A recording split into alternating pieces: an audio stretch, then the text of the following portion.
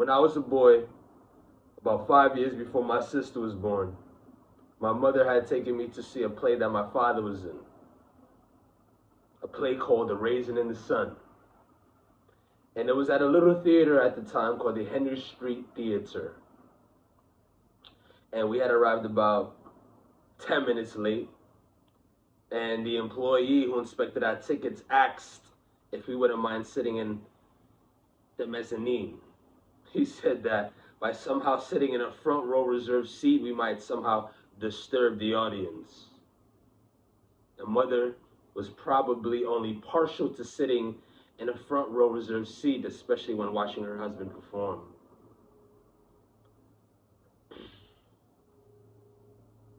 And my father played the lead of the play. He played Walter Lee. And I didn't know that people could turn into other people. I didn't exactly see it that way. Everything he said, I thought, was somehow related to me. And there was one part of the play that I'll never forget. When the white real estate man comes into the black home to give the black family money not to move into the white neighborhood, my dad began to speak. And no one moved, no one talked, and no one made a single sound. And they all listened to him as though he were a saint.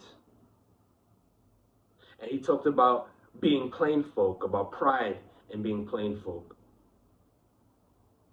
And he calls over a little boy, his son, and he tells him how proud he is of him. And I knew he was really talking about me. For years, I thought my dad wanted me to be just like him, to be a black actor, like Danny Glover, or Sidney Poitier, or Morgan Freeman. A black actor. But I was never black enough. My dad, he died last year. And I couldn't believe how ignorant I was, the lack of credit I had given my father. He didn't want me to be just a black actor. He wanted me to go one step further. He wanted me to just be an actor. That's what he meant when he said proud.